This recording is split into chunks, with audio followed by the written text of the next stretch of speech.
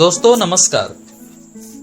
आप सबका पुनः स्वागत है सतरंग में। सतरंग में आज के कहानी का शीर्षक है आत्मविश्वास। मध्य भारत के किसी गांव में एक महान फकीर रहा करता था। वह ज्ञानी होने के साथ साथ करुणाशील भी था। वह किसी से अनावश्यक भेंट भी नहीं स्वीकारता था। किसी का तोहफा उसे नहीं चाहिए था। बड़ा ही सादगीपूर्ण जीवन था उसका।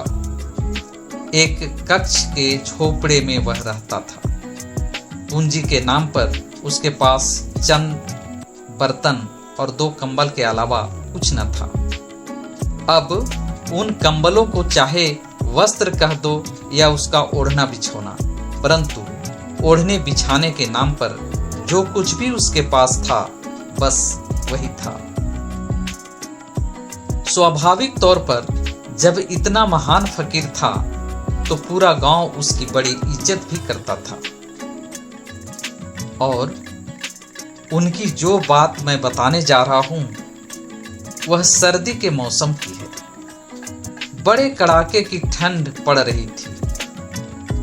ठंड की ऐसी एक रात्रि को हमेशा की तरह फकीर अपने एक कंबल ओढ़े व एक बिछाए सो रहा था। अब फकीर तो वही है जो स्वयं के भरोसे जीते हैं। सो झोपड़े के दरवाजे पर सांकल वगैरह लगाने का भी सवाल नहीं उठता था। उधर उसी समय एक भूखा चोर गांव में तफरीह पर निकल पड़ा। उसे अन्य कहीं घुसने में तो सफलता नहीं मिली, परंतु चूंकि फकीर का द्वार खुला रहता था और खुला था भी आज, सो वह चोरी करने वहीं घुस गया। अंधेरे में 10-1 मिनट तक उसने पूरा झोपड़ा टटोला, पर उसे एक छोटा भगोना व टूटे गिलास के अलावा कुछ न मिला। अब इस मौसम में ये 2 टूटे फूटे बर्तन प्राप्त करने हेतु तो उसने वह कष्ट उठाए नहीं थे। सो स्वाभाविक तौर पर वह निराश हो गया। इधर फकीर की नींद क्या, वह तो पहली आहट से ही जाग गया था, परंतु फकीर भी फकीर था। वह आंखें बंद किए ही इस तमाशे का मजा ले रहा था। उधर चोर को अंत में जब कुछ न सूझा तो उसने फकीर का ओढ़ा हुआ कंबल झपेट लिया। कम से कम कुछ आत्मसंतोष तो मिलना ही चाहिए। इतनी रात को इतनी तकलीफें उठाने के बाद भी हाथ कुछ न लगे तो वह तो नासमझी हुई ना। और नाकामी तो नाकामी है, चोर तक को पसंद नहीं आ सकती है।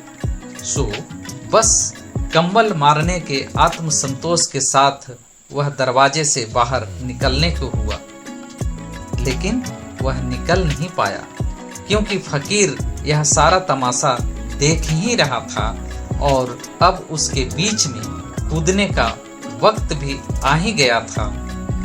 बस उसने दरवाजे के बाहर जाते चोर को कड़क आवाज में रुकने को कहा।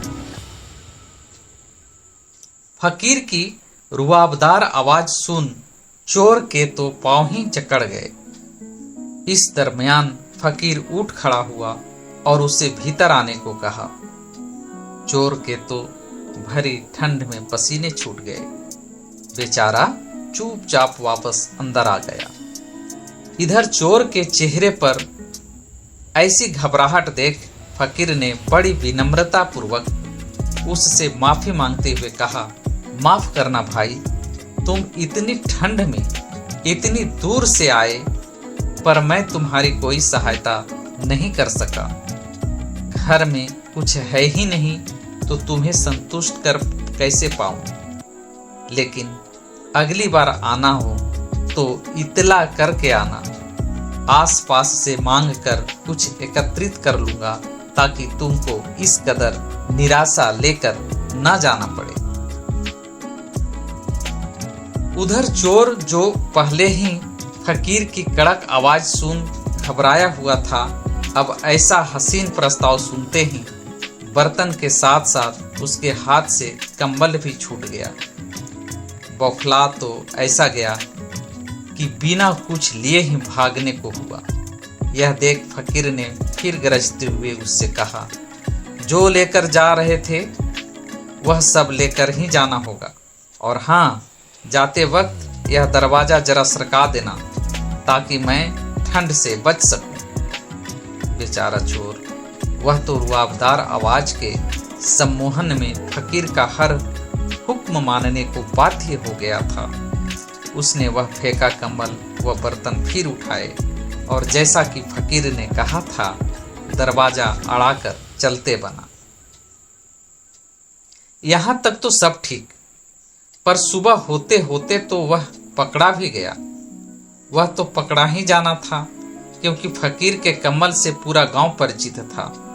स्वाभाविक तौर पर सबको उस चोर पर बड़ा क्रोध भी आ रहा था। दुष्ट को चोरी करने के लिए क्या यह सज्जन फकीर का ही झोपड़ा मिला? बस पकड़कर उसे पंचायत में पेश कर दिया गया। पूरी पंचायत भी चोर से सख्त नाराज हो उठी। सबका मन तो कर रहा था कि फकीर के यहाँ चोरी करने वाले को तो फांसी की सजा ही देनी चाहिए। खैर, उधर पंचायत में चोर की सजा को लेकर बकझक चल ही रही थी कि उड़ते उड़ते यह खबर फकीर के पास भी जा पहुंची कि चोर पकड़ा गया है और पंचायत उसे सजा जल्द ही सुनाने वाली है। खबर सुनते ही फकीर दौड़ा दौड़ा पंचायत जा पहुंचा। उसने वहां जाकर साफ कहा कि यह कंबल या बर्तन उसने चुराए नहीं, बल्कि मैंने ही उसे ये सब ले जाने को कहा था। यह तो बड़ा ही सज्जन व्यक्ति है। इसने तो जाते जाते मुझे ठंड न लगे इस ख्याल से घर का दरवाजा तक बंद कर दिया था। खैर, फकीर के बयान के बाद पंचायत के पास चोर को सजा देने का कोई उपाय नहीं बचा था, सो चोर को छोड़ दिया गया। अब चोर सजा से तो बच गया, परंतु फकीर द्वारा की गई करुणा में उलझ गया। पंचायत से निकलते ही उसका रो रो कर बुरा हाल हो गया। वह रोते हुए ही सीधा फकीर के चरणों में गिर पड़ा। यही नहीं, उसने फकीर से अपना सेवक बनाने की रट ही पकड़ ली। कुछ आनाकानी कर फकीर ने उसे सेवा का मौका देना तय किया और उसे अपने साथ घर ले आया। कहने की जरूरत नहीं कि उस चोर के साथ साथ फकीर के कंबल व बर्तन भी घर वापस लौट आए थे।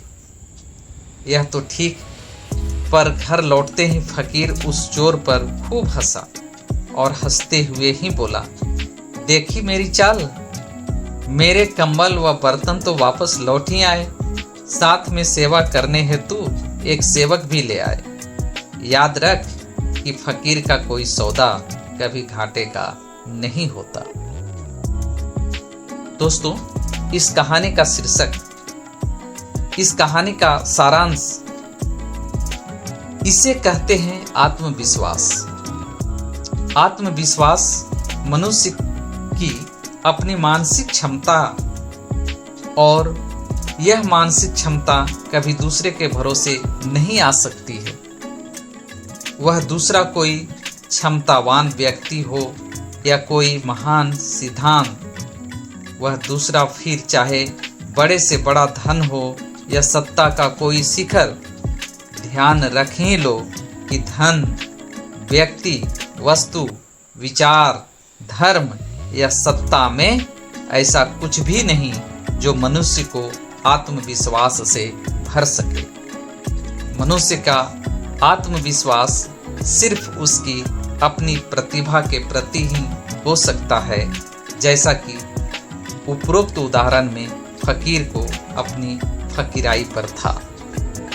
तो अपने आप को हमेशा आत्मविश्वास से भरपूर रखें। धन्यवाद।